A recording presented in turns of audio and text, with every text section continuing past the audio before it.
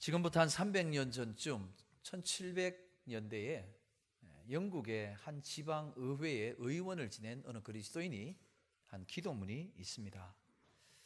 300년 전 영국의 이야기니까 오늘 우리 시대에 좀 이해하기 쉬운 말로 제가 약간 각색해서 그분의 기도를 소개하면 이렇습니다. 오 주님, 제가 최근에 수지 땅에 아주 상값에 땅 산 것 주님 알고 계시리라 믿습니다. 원하옵건대 수지와 용인 지역에는 절대로 사건 사고 없게 지켜 주시옵소서. 또 일산 쪽에도 집을 샀사오니 그 지역도 언제나 자비의 눈으로 굽여 살펴주시기를 원합니다. 그 외의 지역은 주께서 기뻐하시는 대로 하시옵소서. 주님, 은행이 돈을 잘 빌려주게 하시고 내게 빚진 모든 자들이 좋은 사람들 되게 해 주옵소서. 내가 산 일치월장호가 순조롭게 항해할 수 있도록 도와주옵소서. 그 배는 아직 보험에 들지 않았습니다. 내 주위에 있는 친구들이 타락하지 않게 하시고 나를 도적과 강도에게서 보호하시며 내 집에 있는 종들은 정직하고 충성스럽게 하셔서 언제나 내게 유익 끼치고 낮이건 밤이건 내 소유를 훔치지 못하게 하옵소서. 멋있는 기도처럼 보이는데 이 기도 들으시면서 어떤 생각이 드십니까? 뭐 그런 기도가 있나 생각이 드십니까? 그런데 여러분, 300년 전인 이 영국의 그리스도인의 기도가 내용만 바뀌었지 오늘 저와 여러분이 드리는 기도하고 별로 다를 바가 없다는 거예요. 하나님, 내 자식 잘 되게 해주시고 내 하는 사업 잘 되게 해주시고 나와 관계하는 이들 복 주셔서 내가 어려움 없게 해주세요. 얼마나 자기중심적인지 몰라요. 다 나와 관계된 거예요. 하나님은 다 나를 위해서 일하셔야 돼요. 하나님께 기도하는 것도 내 문제 때문에 기도해요. 하나님 앞에 나와 찬송하는 것도 내 일 잘 되도록 하기 위해서 하는 거예요. 여러분, 이건 하나님이 아니고 신앙이 아닙니다. 우상 종교예요. 여러분, 우상 종교의 특징은 뭔지 아십니까? 이 우상은 복채를 많이 가져오면 잘 해줘요. 근데 우상 잘 안 섬기면 어떻게 합니까? 저주가 와요. 우리 하나님 그런 분입니까? 하나님께 지성을 잘 드리면 오냐 그래서 복을 주시고 말씀대로 잘 못 살고 주일 성수도 못하고 11조도 잘 못하니까 너는 왜 그러냐 그래서 꿀밤 주고 저주하시는 분이야. 오해하시면 안 됩니다. 하나님은요, 온 세상 모든 사람을 다 사랑하시는 줄 믿습니다. 구약 성경 요나서를 보면 하나님이 요나를 불러요. 요나야, 너 저기 있는 니느웨에 가서 내가 너에게 부탁하는 말을 좀 전해라. 무슨 말인데요? 40일 지나면 이 성이 무너진다, 멸망한다. 그 얘기 좀 전해라. 요나가 하나님 말씀을 듣고는 마음이 굉장히 싫어해요. 왜냐하면 그 니느웨는 우리가 싫어하는 일본하고 비슷한 곳이고 일본의 수도 도쿄 비슷한 거예요. 아수르의 수도가 니느웨예요. 거기 가서 하나님 말씀 전하라니까 싫은 거예요. 하나님, 우리 백성을 우리 민족을 얼마나 못 살게 한 나라인데 거기 가서 하나님 말씀을 전합니까? 저 못합니다. 말은 안 했지만 속으로 싫었어. 하나님 낯을 피해서 다시스로 내뺍니다. 그게 우리가 지난주 봤던 욥바라는 도시에서 배 타고 니느웨가 아닌 다시스로 도망가지요. 하나님 가만두세요. 순풍에 돛달듯 잘 가는데 바다 한복판에서 하나님이 풍랑으로 배를 흔들어 버립니다. 여러분, 하나님 말씀 아니고 내 생각대로 뜻대로 가도 잘 돼도요, 여러분 마음에 이거 아니야 이런 생각이 들면 곧 풍랑 옵니다. 풍랑 오기 전에 주께로 와야 됩니다. 요나는 풍랑을 안 불고 순풍에 돛 달고 가니까 잘 됐다 그러고는 배 밑에 들어가 잡니다. 그러나 여러분, 아무리 배 밑에 가도, 아무리 안 보이는데 숨어도요, 하나님은 찾아내십니다. 풍랑으로 뒤흔들어 버립니다. 나중에 결국에는 내 때문인 걸 알고 나를 바다에 던지라 그래서 바다에 던져져요. 어마어마한 물고기 속에 들어가서 사흘 밤낮을, 거기 물고기가 온갖 먹은 뭐 생선 뭐 온갖 것 다 들어와 가지고 그냥 물고기 뱃속에 소화액이 나와 가지고 이제 온통 그냥 뭐 냄새, 그냥 뭐 찐득찐득하는 것, 견딜 수 없는 이 비릿비릿한 게 그냥 그 속에 몸부림치며 기도하다가 회개하고 사흘 만에. 여러분, 요나가 괴로웠을까요? 요나를 삼킨 물고기가 괴로웠을까요? 제 생각에는 요나를 삼킨 물고기가 괴로웠을 것 같아요. 거기 들어가서 이제 회개한다고 막 땅을 치며 하는데 물고기 배를 치면서 회개를 했으니까, 여러분, 우리가 하나님 뜻대로 못 살면 애꿎은 물고기만 괴롭힙니다. 물고기 견디다 못해 사흘 만에 토했더니 몰골이 어떻습니까? 거지도 산거지입니다. 온통 막 물고기 내장 안에 있는 거 다 뒤집어 쓰고, 씻어도 비린내는 어쩔 수가 없어요. 그 몰골로 니느웨로 가긴 갑니다. 가서 하나님 전하라는 말을 전하긴 하는데 별로 하고 싶진 않아요. 또 안 하면 물고기 뱃속에는 이제 어디 들어갈지 모르니까 갑니다. 가서 성인이 빨리 걸어도 사흘이 걸리는 그 큰 성을 한나절만 걸어갑니다. 성의도 없어요. 정말 니느웨 사람들이 이 말씀 듣고 하나님 알기를 원한다, 이것도 없고 하나님 말씀에 그냥 명령이니까 순종한다, 이걸로 40일이 지나면 이 성이 망한다, 40일이 지나면 이 성이 망한다. 안 할 수는 없고 하긴 하는데 성의도 없이 안 들었으면 좋겠다, 뭐 못 들어도 상관없다, 이 아주 성의 없는 투로 그냥 외치고 다녔더니 요나가 이렇게 하면 안 듣고 회개 안 할 줄 알았어요. 근데 자기 기대와는 달리 그 얘기를 듣자마자 왕에서부터 온 백성 어린아이까지, 심지어는 짐승들까지 금식합니다. 베옷을 입어요. 머리에 재를 뒤집어 쓰고 회개합니다. 우리가 이렇게 하나님 앞에 회개하면 혹시라도 하나님이 그 뜻을 돌이켜 우리를 용서해 주실 줄 누가 알겠느냐, 우리 하나님의 긍휼과 자비를 기다리자 그러고 있는 거예요. 그랬더니 하나님이 어떻게 하시느냐, 요나서 3장 마지막 절에 보면 하나님께서 요나의 백성들의 그 모습을 보고는 뜻을 돌이키사 내리려고 하던 재앙을 내리지 아니하신지라. 여러분, 하나님 앞에 겸비하면요, 재앙을 계획하셨다가도 그 재앙을 거두시는 하나님이 우리 아버지, 사랑의 하나님인 줄 믿습니다. 그런데 여러분, 망할 사람들이 하나님 말씀 듣고 회개하고 구원받으면 얼마나 감사할 일이에요. 그리고 그 말씀을 전한 요나가 제일 기뻐하고 감사해야 되잖아요. 근데 제일 성질 내는 사람이 요나예요. 그 광경을 보고는 요나가 골이 이만큼 났어요. 속으로, 하나님 이러실 거 나를 뭐하러 보냅니까? 용서하실 거면서. 요나서 4장 2절에 보면 하나님께서는 인자와 긍휼이 한이 없으시고 오래 참으시고 회개하는 자는 다 용서하시고 뜻을 돌이키시는 좋으신 하나님인 거 내가 압니다. 그래서 내가 안 오려고 그랬잖아요. 나 안 와도 하나님 하실 건데 왜 날 보내가지고 이 꼴을 보게 하십니까? 저 니느웨 백성 왜 믿게 하시고 구원하십니까? 속이 열이 나가지고 못 견디는 거예요. 하나님 말씀은 그대로 이루시니까 40일 지나면 망한다 그랬으니까 40일 지날 때 어떻게 되나 보자.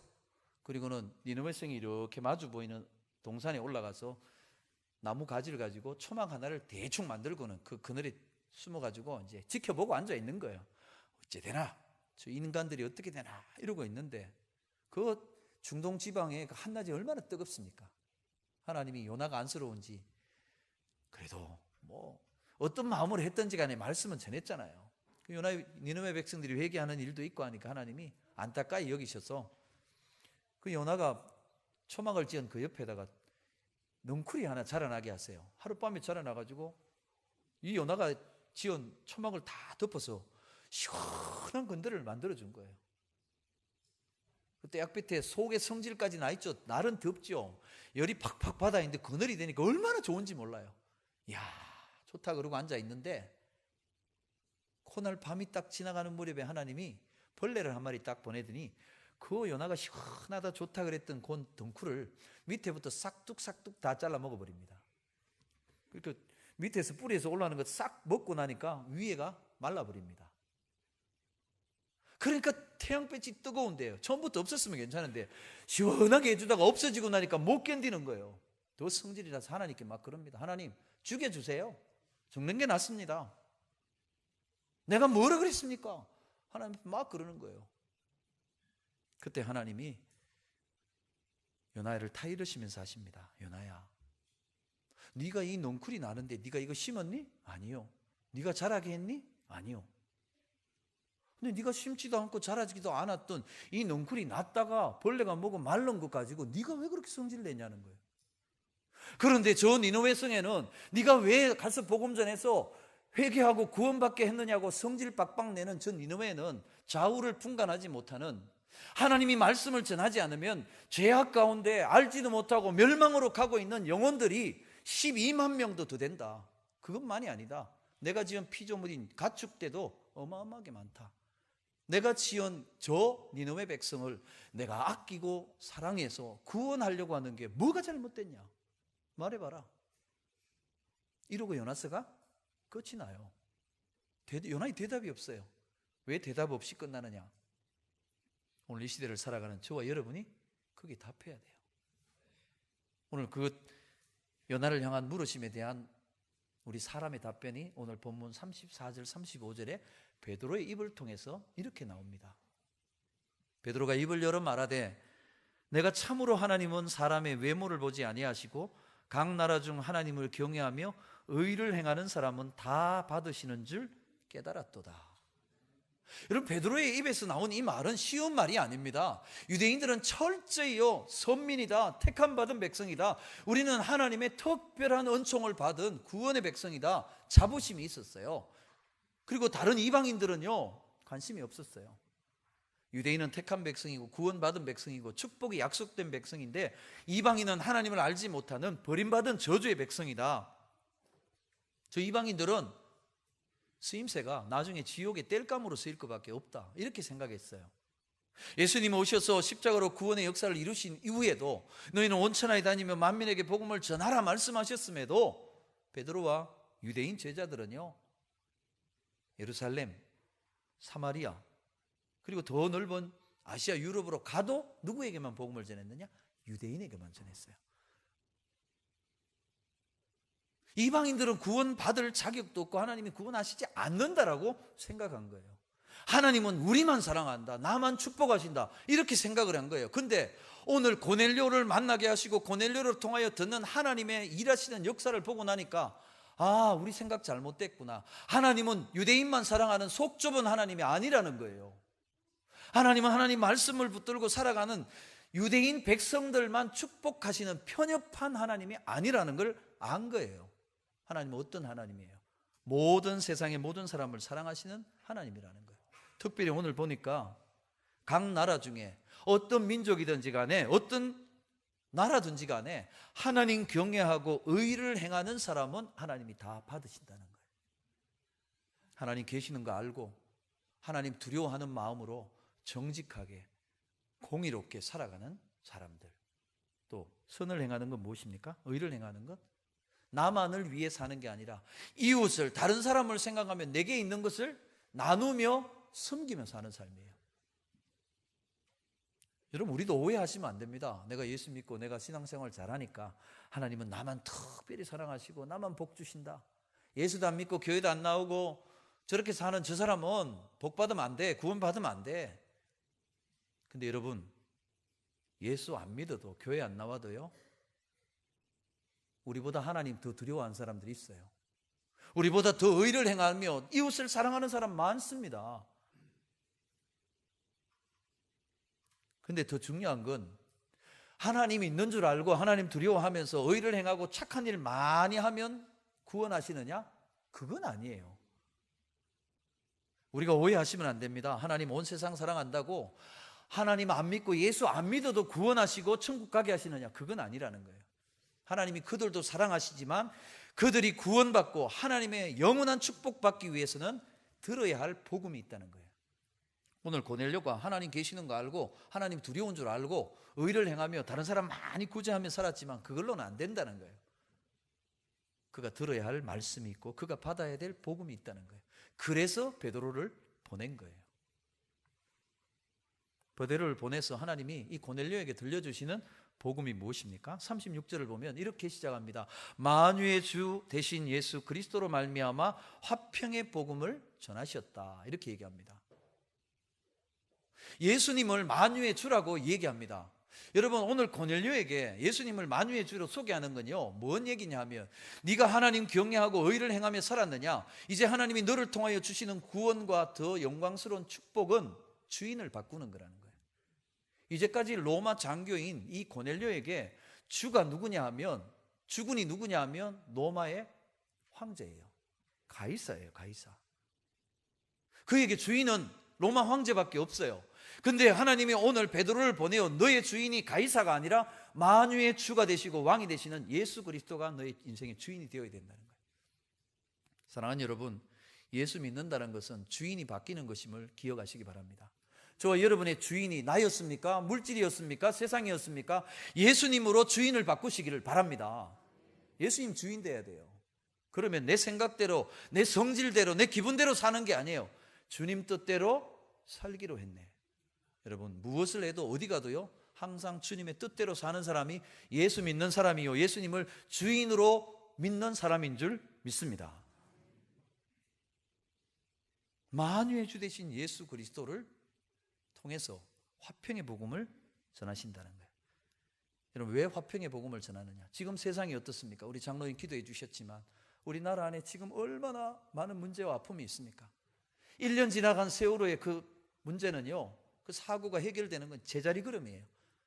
세월호가 바닷속에 있는 것처럼 그 문제가 왜 발생했고 어떻게 발생했는지, 앞으로 어떻게 하면 이 사고가 다시 일어나지 않을까 대책 세우는 일이 여전히 제자리 걸음이에요.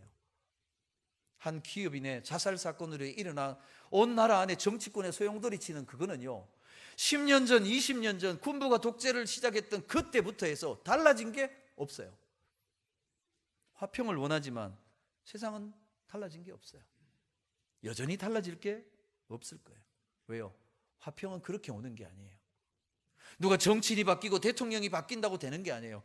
2000년도인가요? 김대중 대통령께서 노벨 평화상을 우리나라 최초로 받았습니다. 유일한 분단국가, 항상 전쟁의 위협이 있는 이 한반도에 평화와 안정에 기여한 그 공로를 기려서 세계인들 가운데 대표로 평화의 사람이라는 뜻으로 노벨 평화상을 줬어요. 자랑스러운 일이잖아요. 그분이 남북 평화를 조성한 그 업적이 얼마나 귀합니까? 근데 참 재밌는 건요, 이 김대중 대통령이 노벨 평화상을 받으실 때 세계 유력한 신문 기사에서 논평을 이렇게 달았습니다. 세계 유일한 분단국가 한반도의 남북의 전쟁의 위협 속에 평화를 가져온 공로로 김대중 대통령이 노벨상을 받는데, 너무 아이러니한 것은 이 평화의 열쇠를, 노벨 평화상을 받은 김대중 대통령이 쥐고 있는 게 아니라 저 북한에 있는 김정일이 전쟁이냐 평화냐를 결정하는 열쇠를 쥐고 있다는 현실이라는 거예요. 김정일이가 오판에서 미사일 날리면 전쟁이 일어나는 거예요. 여러분, 김대중 대통령이 노력하고 김정일이가 마음을 잘 먹어서 오는 평화는 평화가 아니에요. 참된 평화는 하나님이 주시는 평화인 줄로 믿습니다. 왜 평화가 없습니까? 우리가 하나님께 불순종하고 죄와 허물로 지옥의 저주 아래 있고 마귀의 종노릇 하기 때문에 그래요. 얼마 전에 뉴스를 보면서 너무 가슴 아픈 일이 있었어요. 전쟁과 내전이 있는 그 나라를 피해서 자유를 찾아서 배 타고 떠나간 난민선이 있었어요. 그 난민 안에서, 난민선 그 좁은 배 안에서 너 종교가 뭐냐 해가지고 거기 있는 이슬람 종교를 가진 사람들이 예수 믿는 기독교인들을 10몇 명을 바다에 던져 죽이는 사건이 있었습니다. 신문 기사는 종교 간의 다툼 이렇게 얘기했는데 일방적인 핍박이었어요. 기독교인들이 예수 믿는다는 이유로 10몇 명이 바다에 물고기 밥이 된 일이 있었어요. 지금도 세상에는 그런 일이 있어요. 그러면 예수님이 오셔서 주신 복음이 왜 화평의 복음이냐? 여러분, 이 세상에 일어나는 모든 문제와 전쟁과 시기, 살인, 이런 모든 것들은요, 죄에서 오는 거예요. 우리가 마귀에게 눌려 마귀의 종으로 살기 때문에 이렇게 된 거예요. 주님은 마귀에 눌려 마귀의 종으로 살던 우리를 자유케 하시고 하나님의 자녀 삼으신 거예요. 이제 하나님과 화평하게 하신 거예요. 이 예수님의 이 십자가의 구원을 믿고 예수님을 주인 삼고 살아가는 그곳에만 화평이 일어나는 줄 믿습니다. 예수님께서 이 화평의 복음을 시작하셨는데 어디서 시작하시느냐? 갈릴리에서 시작하세요. 여러분, 새로운 나라, 새로운 역사를 이루어 가려고 하면 대체로요, 쿠데타를 하거나 이럴 경우에는 어디를 장악하느냐? 수도를 먼저 장악합니다. 우리나라도 여러 번 군사 정변, 혁명, 쿠데타 이런 게 있었는데 그때마다요, 혁명군이 일어나면 어디를 제일 먼저 장악하느냐? 수도를 장악해요. 서울을 일단 장악하죠. 서울에서도 시작해서 온 나라를 다 통치하는 거예요. 그런데 예수님은 하나님 나라를, 화평의 나라를 가져오는 이 일을 수도인 예루살렘에서 시작하지 않으셨어요. 어디서? 갈릴리에서. 가장 총구석이에요. 가장 배운 거 없는 사람이요, 가장 가진 거 없는 사람이요, 가장 세상적인 힘이 없는 무지렁이 같은 사람들, 잡초 같은 인생들만 있는 거예요. 거기에서 하나님 나라의 복음을 시작하셨어요. 거기서부터 해서 온 세상을 구원하시는 하나님의 역사를 이루셨다는 거예요. 왜 해필이면 갈릴리라는 거예요? 갈릴리는 가진 거 없고 배운 거 없고 세상적으로 내세울 게 아무것도 없는 사람이기 때문에 하나님께만 소망을 두고 하나님만 사모하는 사람들이었기 때문에 그렇다는 거예요. 여러분, 하나님의 구원과 은혜가 어떤 사람에게 옵니까? 하나님 외에는 소망이 없는 사람에게 은혜가 오는 거예요. 여러분, 우리나라가 왜 위기인지 아십니까? 장로님 기도하신 대로 잿더미와 폐허 같은 이 나라가 이렇게 일어나게 된 게 왜 그런지 아십니까? 일제시대를 거치고 6.25 전쟁에 완전히 잿더미 됐잖아요. 세상에, 지구상에 이렇게 망하고 이렇게 거지가 된 나라는 다시 없을 정도로 망했어요. 그때 우리 민족이 어떻게 했습니까? 우리 믿음의 선배들이 어떻게 했습니까? 하나님 앞에 나가 밤을 새우며 새벽을 깨우며 은혜 주시기를, 하나님 이 나라 불쌍히 여겨주시기를 기도하고 부르짖었어요. 가난한 심령으로 하나님의 구원을, 복주심을 기도했어요. 저 어릴 때만 해도 어른들 산기도 가서 기도하고 막 교회마다 기도하고요, 밤을 새고 기도하고 기도했던 기억이 있어요. 저 어릴 때만 해도 어른들 따라가서 산에 가서 저는 졸리는데 옆에서 그냥 밤을 새고 기도하는 그런 일을 경험했어요. 그런데 지금은 어떻습니까? 우리나라 국민소득이요 3만 불, 더 노력하면 4만 불 된다, 이만큼 살게 되니까 마음이 너무 부해졌어요. 하나님 은혜 없어도 기도 안 해도 된다, 이렇게 되니까 기도가 없는 거예요. 위기가 옵니다.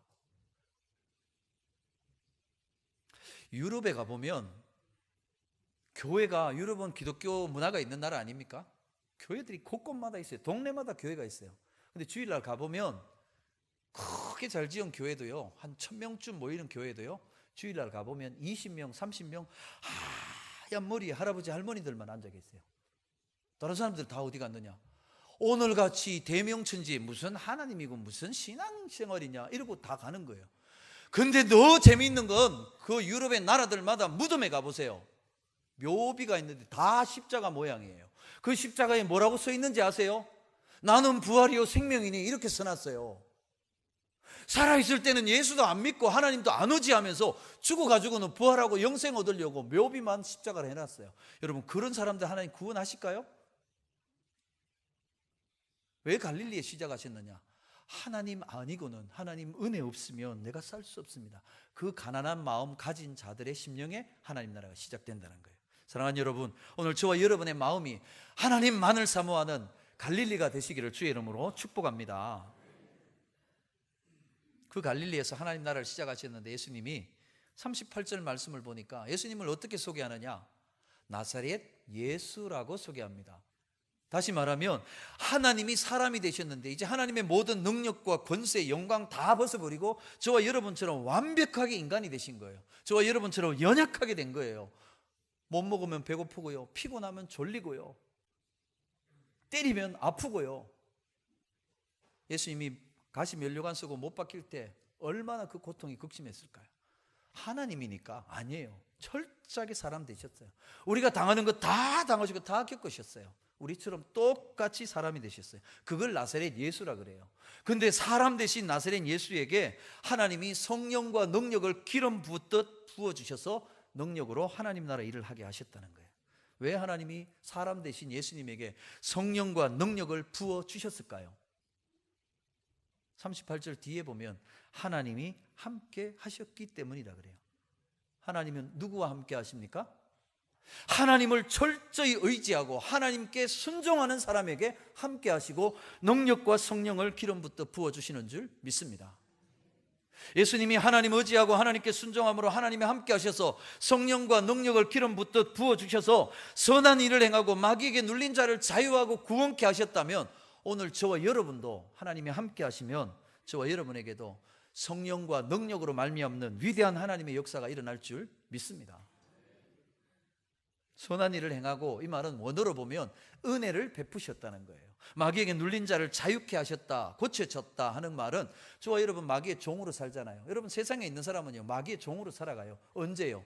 창세기 3장 에덴 동산에서 하나님 처음에 우리를 하나님 닮은 모양으로 형상으로 지으셨어요. 그래서 온 세상 피조물이 우리를 보면 누구를 보느냐? 하나님 보는 거예요. 저와 여러분은 하나님의 형상이에요.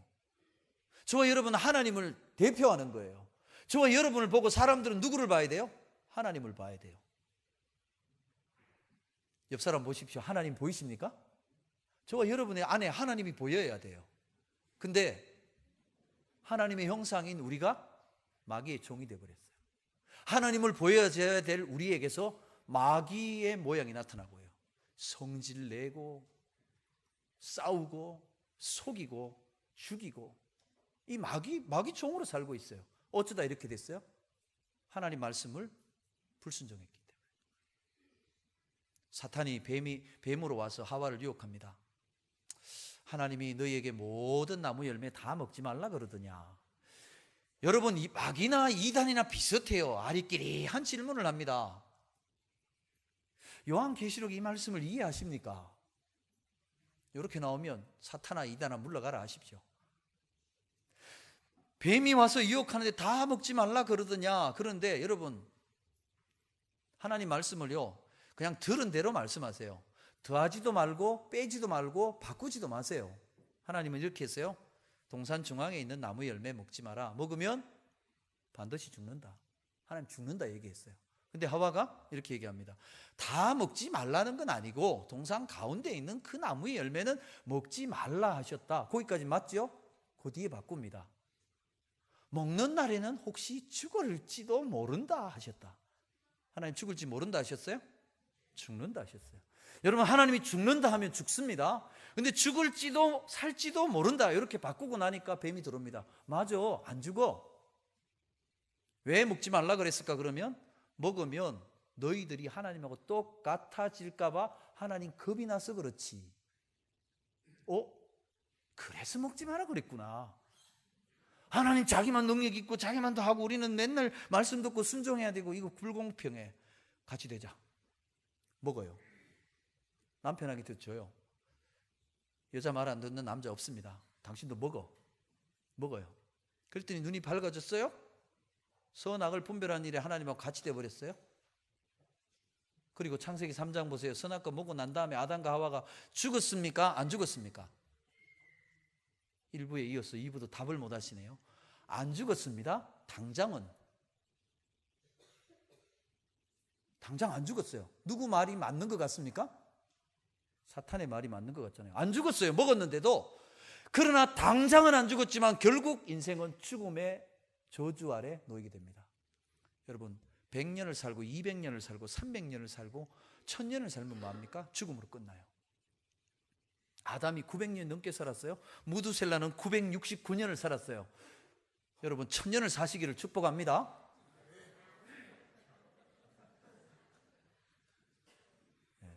그 200년만 사시기를 축복합니다. 여러분 죄의 저주 아래 100년, 200년, 1000년을 살아도 저주예요. 마귀에게 눌려 있어요. 마귀의 종노릇하며 1000년을 살면 그게 지옥이에요.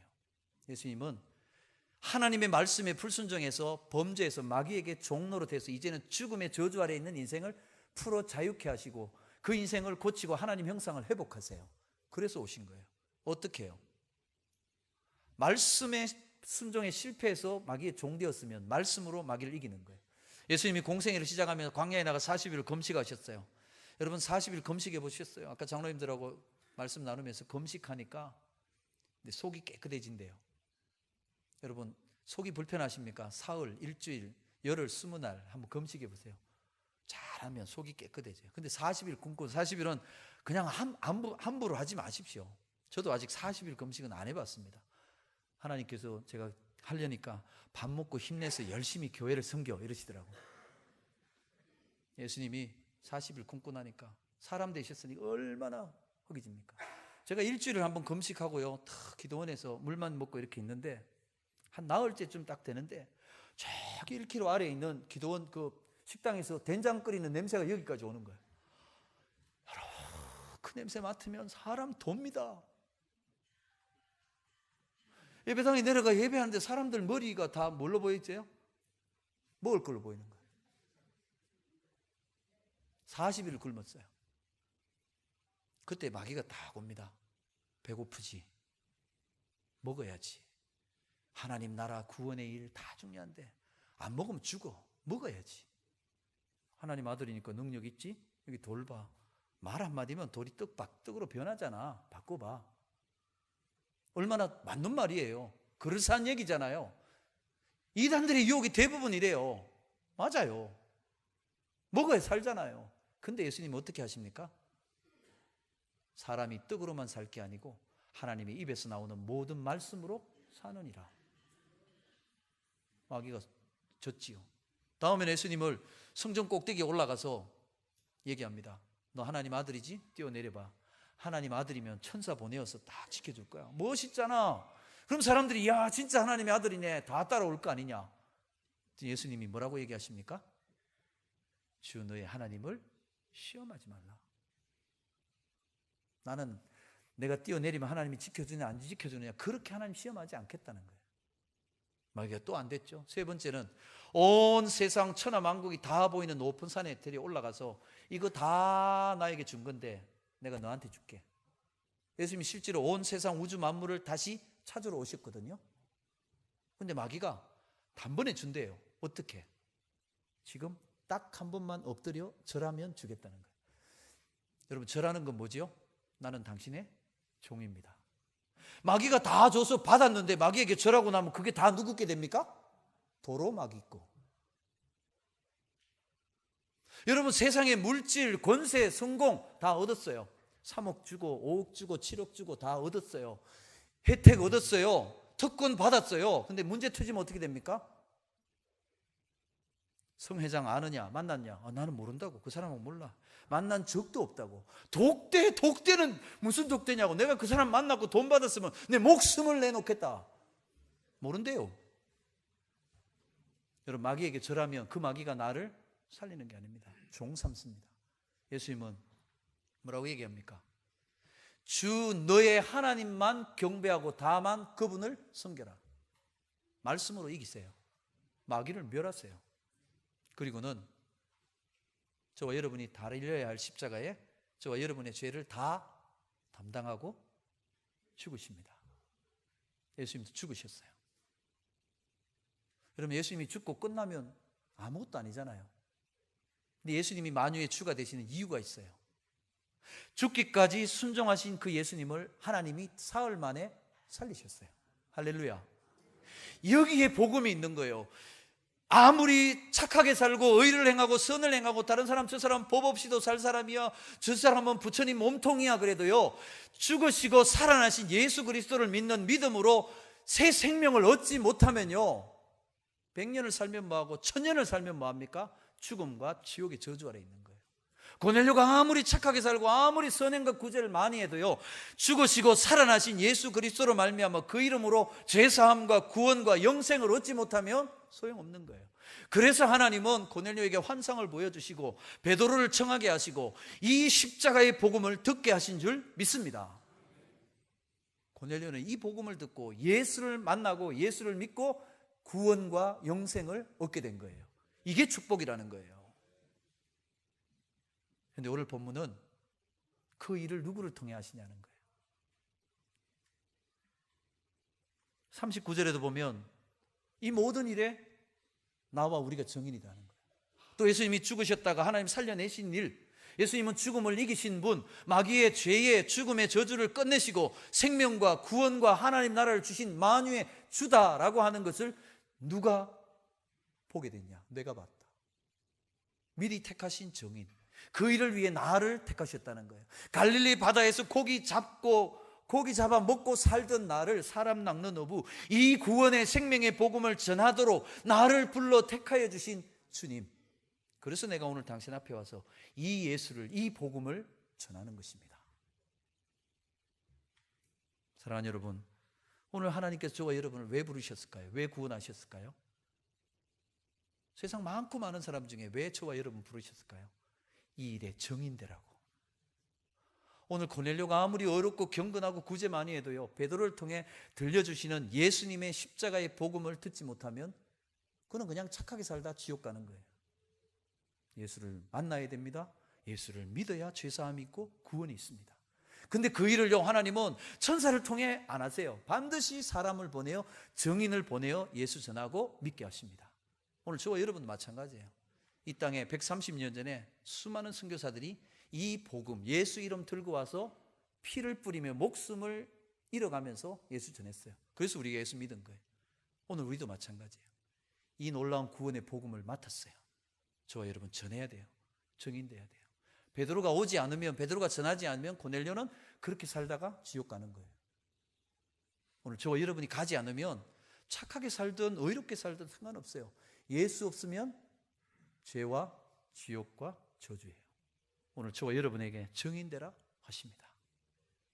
사랑하는 여러분, 오늘 고넬료에게 베드로가 가서 하나님은 유대인, 이방인 차별하는 분 아니다. 마음이 가난해서 하나님을 사모하고 주의 구원의 은혜를 갈급하는 자 모든 사람 다 구원하신다. 근데 그 구원은 오늘 베드로를 통해 전해주시는 십자가에 달리셨지만 사흘 만에 다시 살아나 만유의 주가 되신 예수를 믿는 믿음 안에 있다, 이 소식 전하는 베드로를 통해 이 구원의 역사가 이루어진다는 것 말씀합니다. 오늘 저와 여러분 이 시대의 베드로로 부름받으셨음을 생각하고 저와 여러분 가까운 가족, 친척, 친구, 만나는 이웃들에게 베드로처럼 고넬료에게 생명의 복음, 구원의 복음, 십자가에 달리사 우리를 구원하신 예수님 전하는 저와 여러분 되시기를 주의 이름으로 축복합니다. 기도하겠습니다. 하나님, 말씀에 불순종하여 죄와 허물로 죽어서 마귀의 종로로 다며 지옥 저주 아래 있던 우리를 위해 십자가의 예수 그리스도를 통하여 죄사함과 구원 얻게 하시고 이제는 하나님 아버지라 고백하며 살게 하신 것 감사합니다. 이제 우리는 죽어도 살고 살아서 믿는 자 영원히 죽지 않는 새 생명과 하나님 나라와 하나님 자녀의 권세와 축복을 받았사오니 이제는 나아가 우리의 고넬료를 찾아 십자가의 복음, 십자가의 예수 그리스도를 전하는 증인으로 살게 하여 주옵소서. 우리 까닭에 수많은 고넬료들이 예수 믿고 구원받는 역사 일어나게 하여 주시옵소서. 예수님 이름으로 기도하옵나이다. 아멘.